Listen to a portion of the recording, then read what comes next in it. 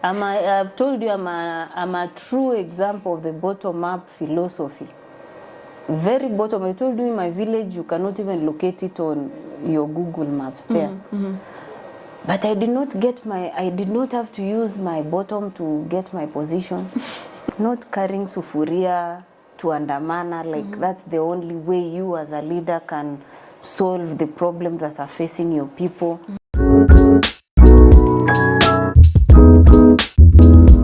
A very warm welcome to Kenya Explained. My name is Esther Okenyuri. I have the honor to be joined by Honorable Esther Okenyuri. How are you? Very well, namesake. You look so nice and sharp, well kept. When I grow up, I want to be like you. Thank you. You're among the youngest nominated senators in the 2022 elected Senate. I'm actually the youngest. You're the youngest. And having been a very late entrant, but would actually like to mention that I've settled in very well and now working at the same pace with veterans and every other person who came earlier before I did.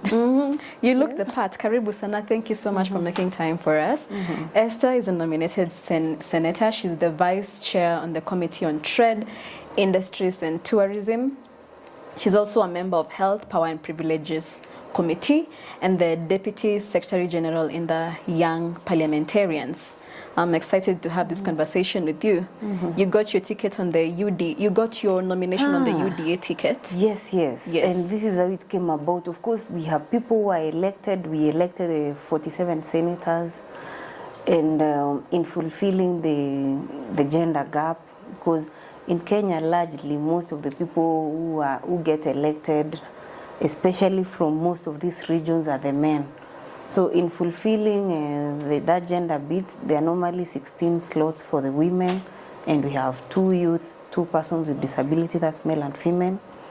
So in my party, I happened to be in the 16 nominees who are proposed to the IBC, and I was privileged to have that opportunity after the exit of Honorable Soipan Tuya, who had initially been nominated to the Senate, joining the cabinet. So there was a gap vacancy for one, and me being next on the list, that's how I got in. But initially I had not got that opportunity because I was number 9 on the list, and they picked 1 to 8 because those seats are shared proportionally according to the number of elected seats you get. So maybe I would have gotten in the first time if UDA had got 24 UDA senators, but we fell short by 2, so we had 22, so I couldn't meet the cutoff. Okay, we'll talk about more of that later on, but tunaweza sema nyota ilikuwa. Nyota ilionekana vizuri sana. Now, Mheshimiwa, you see this Kenya Kwanza government that you are adamantly supporting has taken an absolute turnaround from their campaign promises. But even at this time, I usually tell myself that there is no correlation between campaign promises and when it comes to implementing them. And you see, including lowering of taxes and reducing their foreign debt dependency. Now we look at the Finance Bill 2023. Do you feel there's a goodwill from the government to its people? Oh, there's a goodwill. I think you actually watched the state of address that the government was speaking to the Kenyans yesterday on the media platforms. He has committed as the president whom majority of the Kenyans elected in the last election. And I think by Kenyans actually voted him, they entrusted him with the manifesto that he was offering to Kenyans. I don't think he has strayed away from that. And Esther, you also take note that we have ideal situations. You know, we came to power from a regime that looted this country dry. When you hear someone say they were paid 400 million because they are smart and there's nothing you can locate on the ground, we've had state officers come confess that they were actually forced to sign for release of money that was going to people's pockets. So there is nothing tangible you can show on the ground. So the holes were already dug deeper. We are actually not even digging deeper. We are trying. We now what we're actually doing is trying to fill in the holes that were dug by not digging any deeper. So for now, any other person who comes in. I was just telling you earlier before we began that, you know, when you actually even become a member of parliament, by the time you know which department or who is responsible for a particular administrative duty or certain responsibility, it will quite take you some time.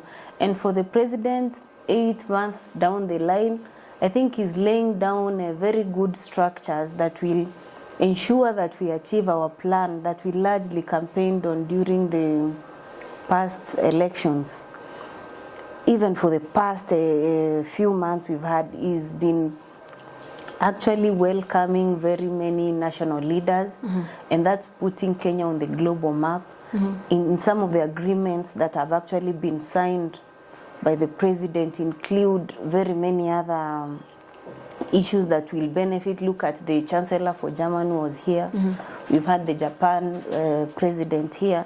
So there is so much positive that we would highlight than the negative, which have actually stated that we are coming from a regime that looted this country dry, and we are trying to put it back to shape.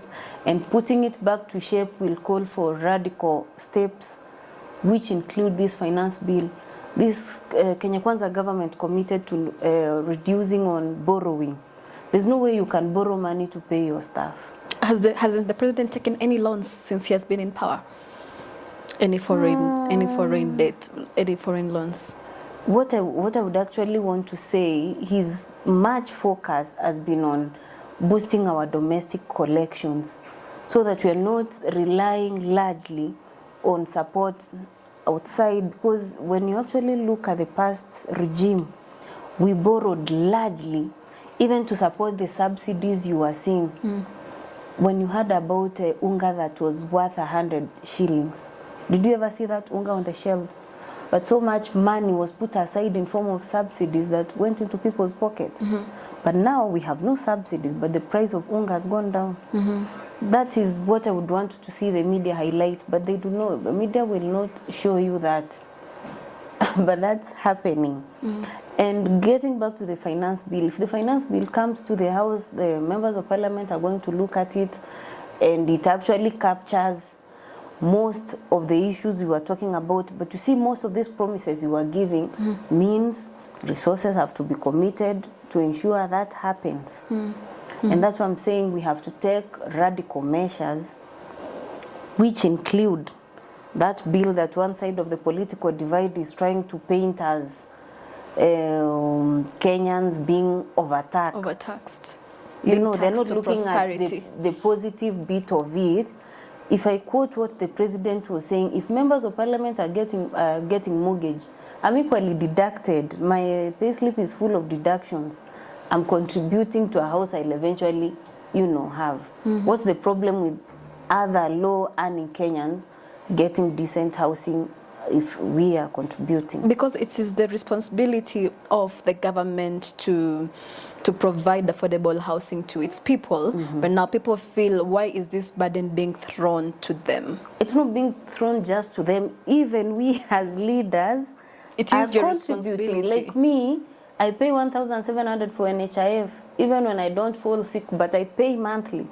I pay for the pension, even when, you know, so that's something that has been there. And I tell you, when we have change, people will always make noise and try to paint it negatively. But within time, after people actually understand that whatever that is being done is for the good of us, people will fit in. Look, we have now affordable fertilizer that is actually going to the lowest bit there where the farmer is.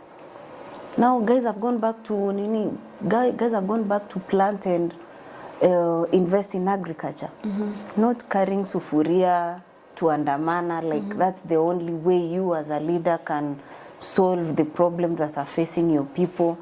We have to take a front line in ensuring that whatever proposals we made are actualized, because that's what Kenyans are going to weigh us on after 5 years. After 5 years. Yes. Well, we are going to give you the 5 years. As you say that we should give you more time to settle in and put things here and there.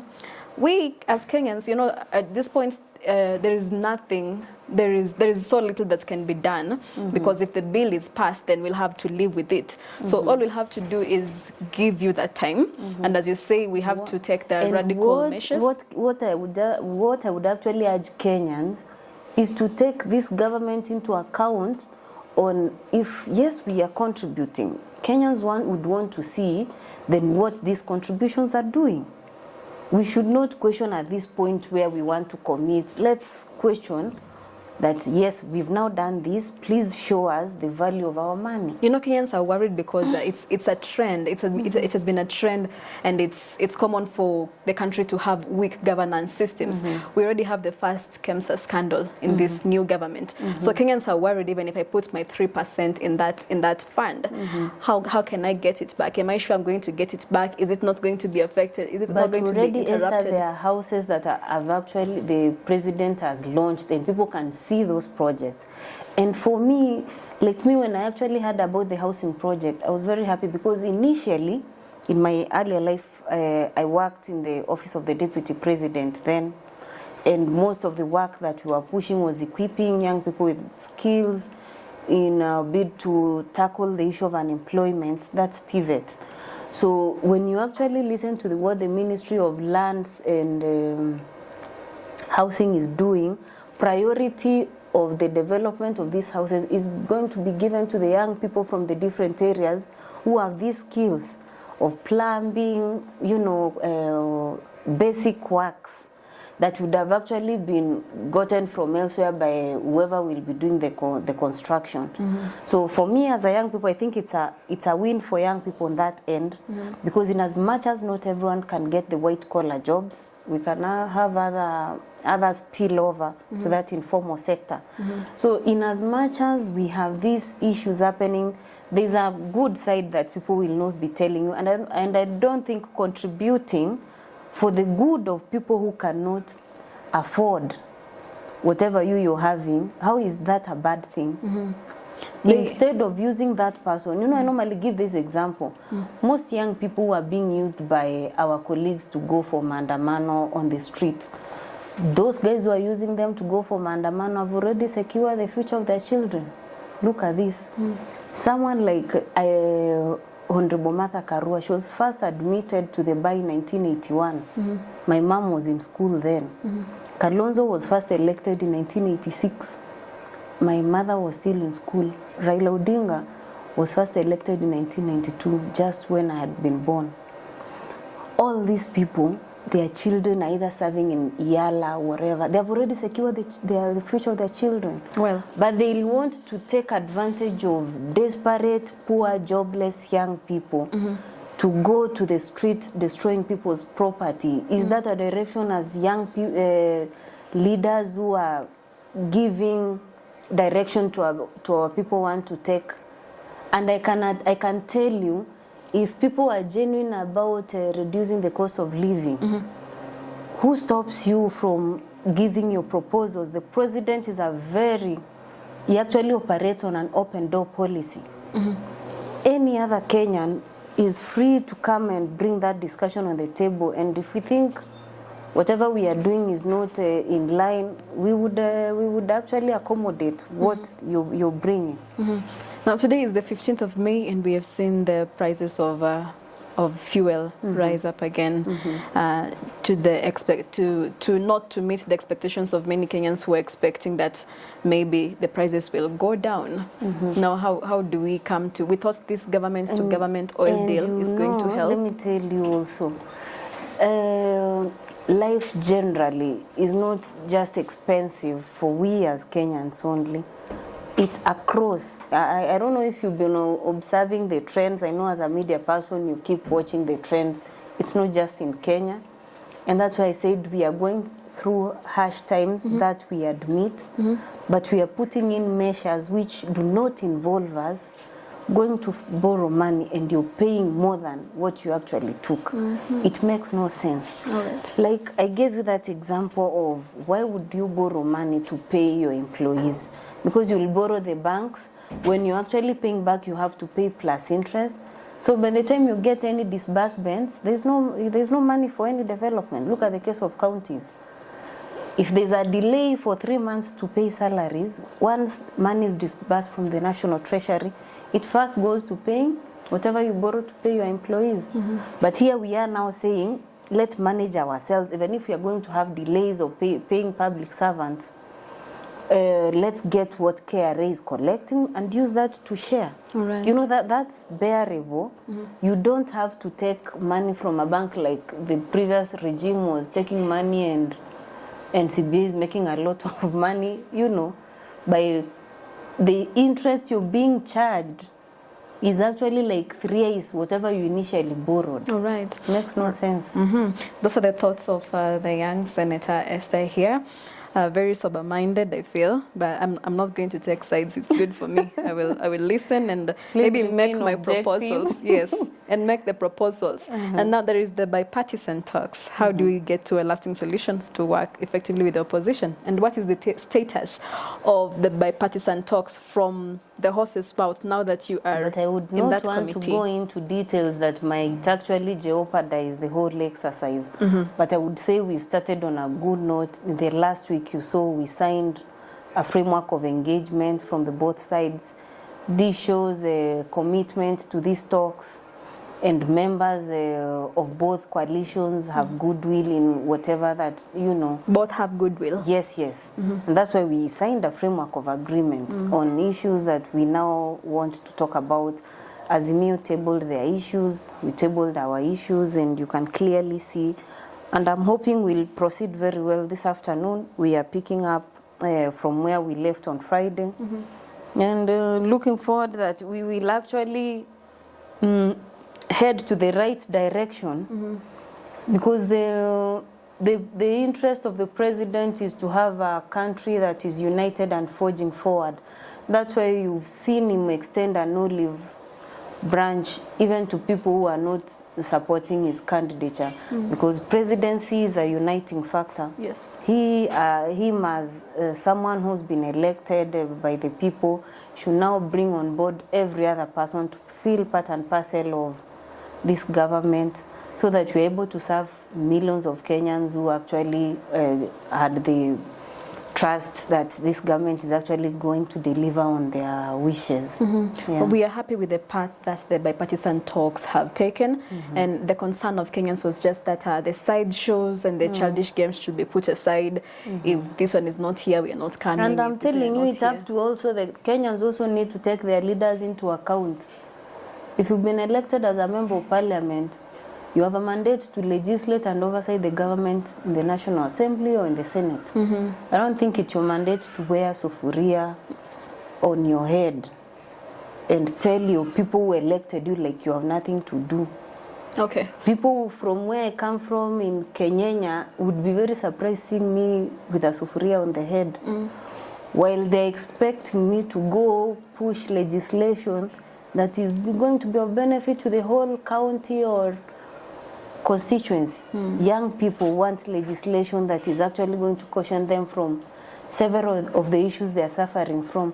Why should I need a good conduct anyway every time I'm applying for a job, which you will not find anyway? All right. I think those are issues that should be of priority than the other side shows we see. Okay. We wish you all the best in that course, and I hope you come up with very wise and long-standing solutions to that stalemate that we were in. And in your house, in the Senate, do you feel Senate is a proper avenue for keeping the executive in check? Because it is mostly seen as a stamp for the executive.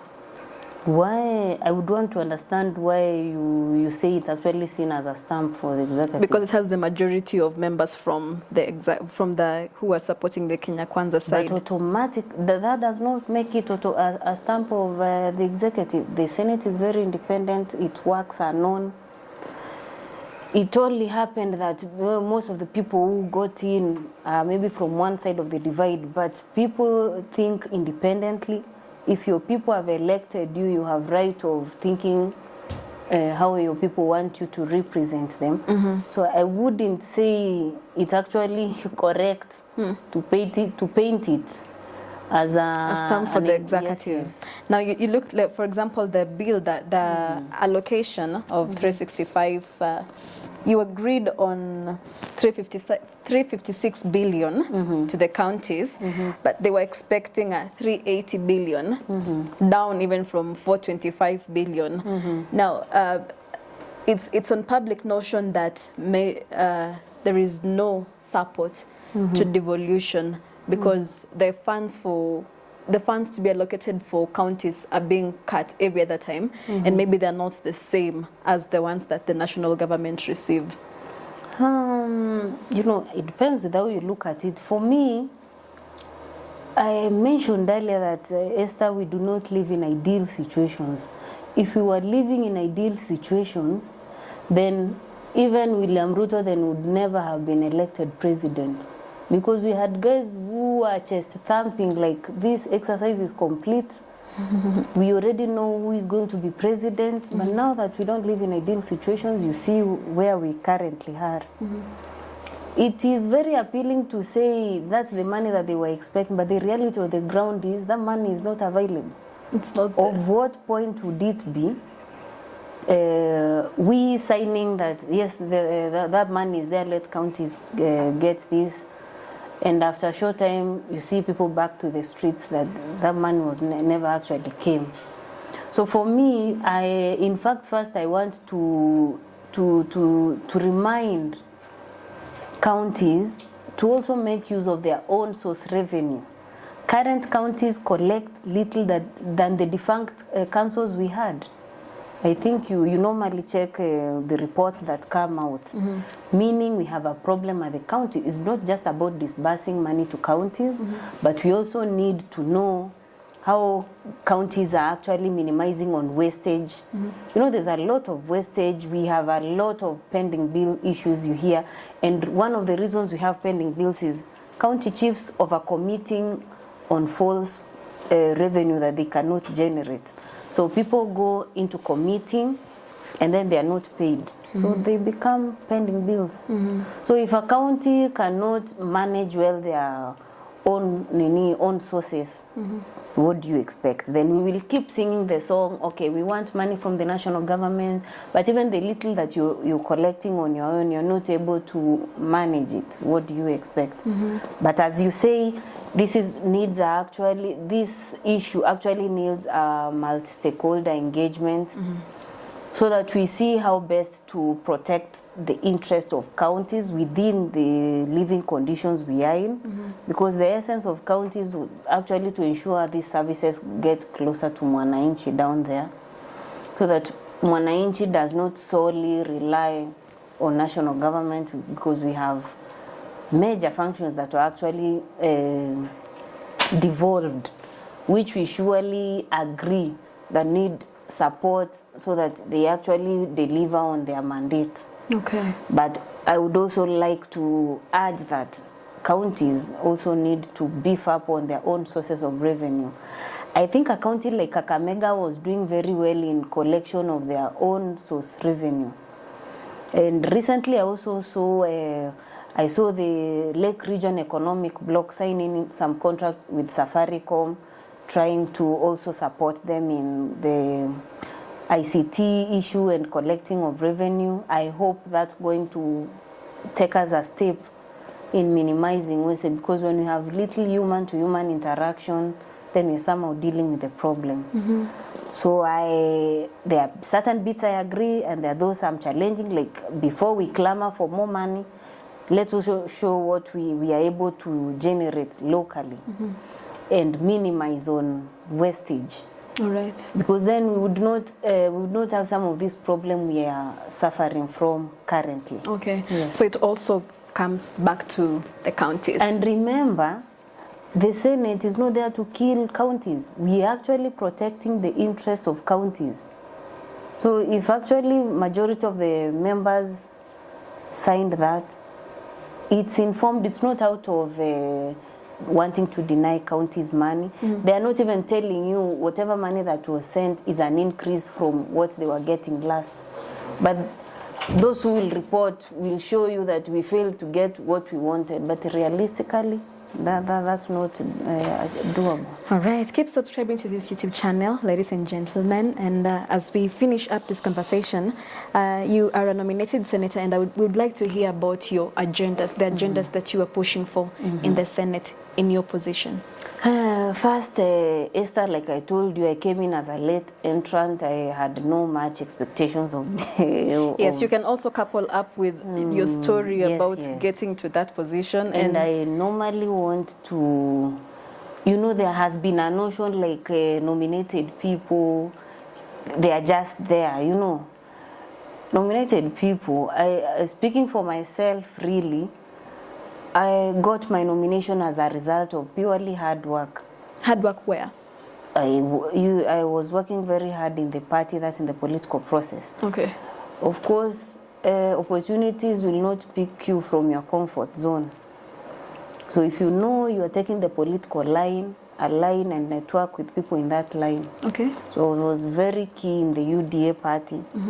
I was very instrumental, especially in the by-election command centers. You would see give parallel results all the way from Sambweni to Kiambaa. Were you mobilizing people, or you were? I was equally mobilizing people through the Women for Ruto umbrella that I founded, which was mobilizing young people across the country, young women, to support the election of Honorable William Ruto as president.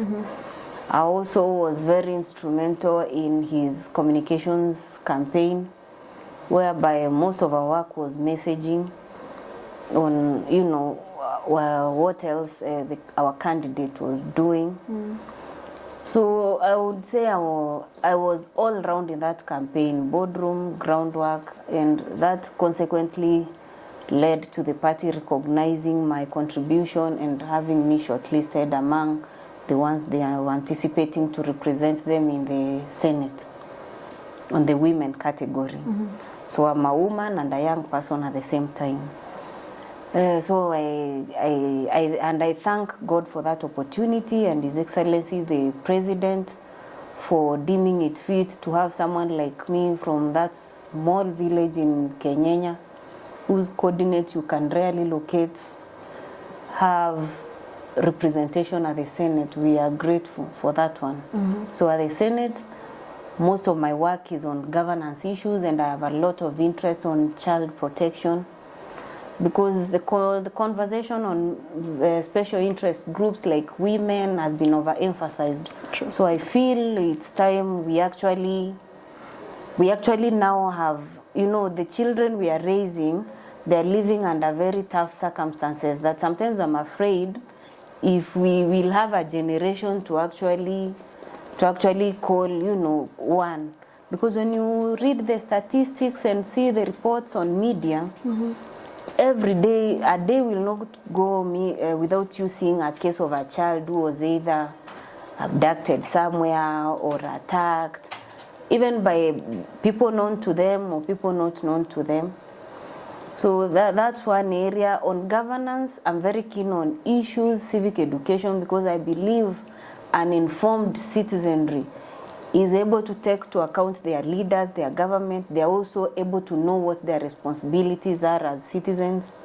And now talking about counties, several years after the new constitution, after we had the devolved government, county governments have not been able to implement civic education programs, which is captured in the County Governments Act. And I feel that to some extent is equally affecting counties. Because look, currently what we have is more of a PR exercise of public participation. Public participation is very different from civic education. Public participation happens when you're actually calling people to make a decision on what they already know. But most civic education is now informing them, like we have this is what you should do, this is what you expect. So when you're actually calling me to come make a decision, I already know what I'm making a decision on. So currently, that doesn't happen. What we see is you can actually decide and call 10 of your friends and they say we've decided on this. And that is binding for the rest of the members of the county. That's why I've been very keen on civic education, and I've been very outspoken at the Senate on that matter. Behind the scenes, I'm working on a bill, a county civic education bill, that will actually mandate this not only county government, that will give a framework on how civic education in this country should be conducted. I also saw you raise a concern on the payment of invigilators who haven't been paid in 2022 in the counties. You know, Esther, one of my mandates is representation. When I actually get feedback from people that this is actually what most of the issues I raised at the floor of the House are triggered by my daily interactions with people. So if you had me raise issues about invigilators not being paid, I received so many complaints, and I felt like as a legislator, one of my duties is representation. Let me air the grievances of these people so that, you know, even if that issue will not be dealt with then I know the relevant agencies are going to put this into consideration and get a way of addressing those concerns. Even the other time you saw me raising about baby Sagini whose eyes were removed. I was actually the first legislator to be on scene, and I felt like if such a person who has no people to defend him or her, if we cannot speak on behalf of such people, who do you expect to speak on their behalf?